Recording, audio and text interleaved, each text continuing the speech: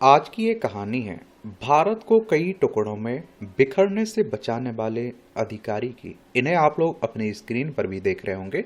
इनका नाम बीपी मेनन है। इनके बारे में बात करते हैं, जानते हैं। और देखिए, ये हमारा प्यारा भारत है। तो साल 1947 में भारत ब्रिटानी हुकूमत से आज़ाद होने वाला था।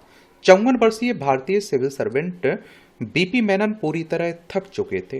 वे पिछले 30 सालों से ब्रितानी ब्यूरोक्रेसी में काम कर रहे थे। उनकी जीवनी लिखने वाली नारायणी बसु लिखती हैं कि वह काफी थके हुए, बीमार और काम के बोझ तले दबे हुए थे। उन्होंने अलग अलग वायसरायों के लिए एक अहम अधिकारी के रूप में राजनीतिक और संवैधानिक सुधारों पर काम किया था। इसके साथ ही उन्होंने सत्ता हस्तांतरण की योजना को भी ड्राफ्ट किया था। मेनन 15 अगस्त को भारत के आजाद होने के साथ खत्म होने वाले सत्ता हस्तांतरण समारोह के बाद रिटायरमेंट लेने की सोच रहे थे। बीपी मेनन रूढ़िवादी विचारों के व्यक्ति थे। वह कांग्रेस पार्टी के नेता, स्वतंत्रता संग्राम के नायक सरदार वल्लभ भाई पटेल के सहयोगी भी थे। लेकिन रिटायरमेंट की जगह उन्हें सरदार वल्लभ भाई पटेल की ओर से बुलावा आ गया। सरदार पटेल को हाल ही में बने गृह मंत्रालय का कार्यभार दिया गया था। पहले गृह मंत्री बने थे ना सरदार वल्लभ भाई पटेल, और पहले उप प्रधानमंत्री, ताकि रियासतों के विलय का मुश्किल काम किया जा सके। इस काम के लिए सरदार पटेल बीपी मेनन को अपने सचिव के रूप में चाहते थे। इतिहासकार रामचंद्र गुहा के मुताबिक बीपी मेनन ये काम करने के खास इच्छुक नहीं थे। सैकड़ों रियासतों को जोड़ने का काम। इन 565 रियासतों के पास हिंदुस्तान की एक तिहाई जमीन थी, और इनमें भारत की 40% जनसंख्या रहती थी। और इनमें से कई राजघरानों के पास अपनी सेनाएं, रेलवे सेवाएं, करेंसी और स्टैम्प थे। कई, हमारा जो प्यारा भारत है ना, ये रियासतों में बटा हुआ था, तो उन्हीं रियासतों की बात हो रही है। इनमें से ज्यादातर राजा अयोग्य और बेफुजूल पैसा खर्च करने वाले थे। एक आकलन के मुताबिक हैदराबाद के निजाम का खर्च और कमाई बेल्जियम से भी ज्यादा थी। यही नहीं, उनकी कमाई और खर्च संयुक्त राष्ट्र के 20 संस्थापक सदस्य देशों से भी ज्यादा थी। और 24 अक्टूबर 1945 में स्थापना हुई थी किसकी? संयुक्त राष्ट्र की। न्यूयॉर्क, यूएसए में इसका हेडक्वार्टर देखने को मिल जाएगा। मेनन को एक खास काम दिया गया था। उन्हें इन सैकड़ों रियासतों के शासकों को समझा बुझाकर भारत के साथ विलय के लिए तैयार करना था। ये सब ऐसे माहौल में किया जाना था जिसमें अविश्वास और हिंसा अपने चरम पर थी, और पूरे उपमहाद्वीप में हिंदू और मुसलमानों के बीच सांप्रदायिक तनाव जारी था। कांग्रेस नेता और बाद में भारत के पहले प्रधानमंत्री बनने वाले पंडित जवाहरलाल नेहरू ने प्रशासनिक काम के लिहाज से इसे काफी चुनौतीपूर्ण काम बताया था। अंतिम वायसराय लॉर्ड माउंटबेटन और फिर पटेल के साथ काम करने वाले मेनन ने विलय पथ पर काम किया, और जिसके तहत इन रियासतों में रक्षा, विदेश मामलों और संचार से जुड़े मामले सरकार के हवाले कर दिए। और 2 सालों तक मेनन और पटेल लगातार राजघरानों को मनाने के लिए काम में जुटे रहे, और इस प्रक्रिया में उन्हें कई बार रियासतों के चक्कर काटने पड़े। इन रियासतों के शासकों के सामने एक बड़ा सवाल था कि आजाद भारत में उनका भविष्य क्या होगा। ये सवाल मेनन ने भी बार बार पूछा गया, मेनन से भी। और हैदराबाद, कश्मीर और जूनागढ़ ने इस मुद्दे पर सहयोग करने से मना कर दिया था। वहीं तैबड़कोर ने भारत और पाकिस्तान में से किसी में भी शामिल होने से इनकार कर दिया था। रियासतों को कैसे मनाया, ये आप देखिए। इसके साथ ही कुछ राजाओं ने भारत से अलग अपना संघ बनाने पर विचार किया। उड़ीसा और छत्तीसगढ़ के शासकों ने पूर्वी राज्यों का संघ बनाने पर बातचीत की। BP Menon, the unsung architect of modern India में नारायणी बसु लिखती हैं, अलग होने से जुड़ी कोशिशें गहरा रही थीं, और ऐसी चुनौतीपूर्ण माहौल में बीपी मेनन ने रियासतों को भारत में मिलाने का काम किया। वल्लभ भाई पटेल के दूत के रूप में बीपी मेनन ने रियासतों को मनाने के लिए आर्थिक प्रलोभनों के साथ साथ सख्त रुख का सहारा भी लिया। रियासतों को पहले पीवी पर्स या मुआवजे के रूप में पेंशन देने की कोशिश की गई, उन्हें उनके महल एवं टाइटल रखने के लिए। लेकिन जब स्थितियां ज्यादा बिगड़ गईं तो सख्ती के साथ पेश भी किया गया। हैदराबाद के निजाम भारत और पाकिस्तान दोनों से अलग रहना चाहते थे।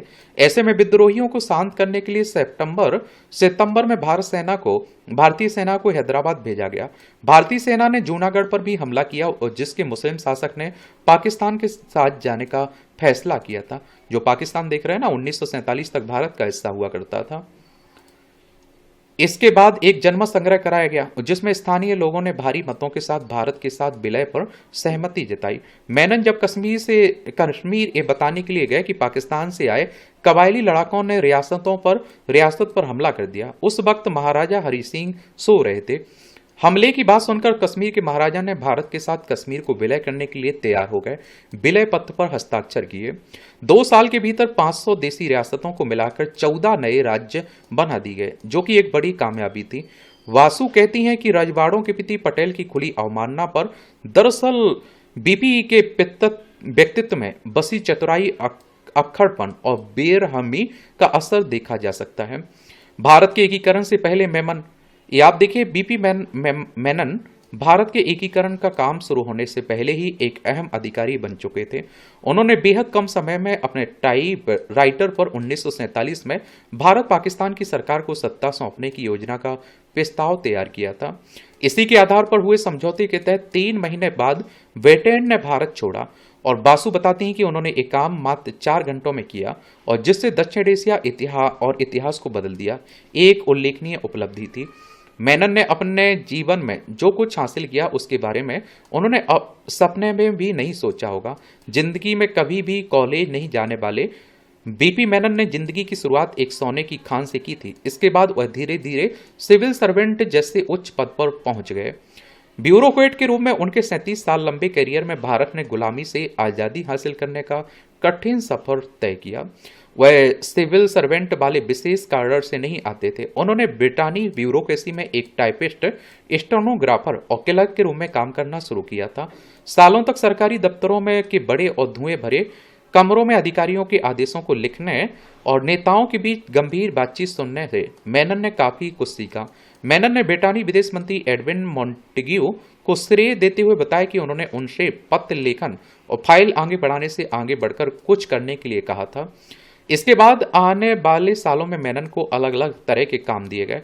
एक बार उन्हें उत्तर भारत की एक रियासत के राजा को लंदन से 2 नाइट क्लब हॉस्टेस को दिल्ली बुलवाने से रोकना पड़ा, क्योंकि इस मामले में भारत में काफी हंगामा मच गया था। उन्होंने एक वरिष्ठ मंत्री को टेलीग्राम भेजकर लंदन से एक भारतीय राजा की बहुमूल्य कलाटी को लाने को कहा। वह हैदराबाद के निजाम के परिवार की ओर से उनके गहनों से जुड़े मामलों में भारत सरकार की ओर से भी पेश हुए। लेकिन इसके बाद भी नारायणी बसु जैसी इतिहासकार मानती कि उन्हें बहुत जल्दी भुला दिया गया। पटेल की मौत के बाद उन्हें नेहरू की ओर से अनदेखा कर दिया गया। वासु लिखती हैं कि उन्हें भारतीय राजनीतिक परिचर्चा से गायब कर दिया गया।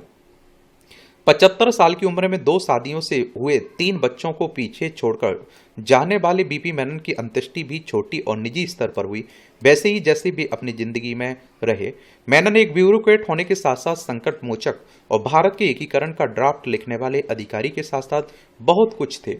वासु कहती हैं कि उन्होंने अलग अलग हस्तियों और उनके अहंकार के साथ वक्त बिताया और जिससे उन्होंने शब्दों को बुनना और समझौता कैसे करते हैं वो सीखा।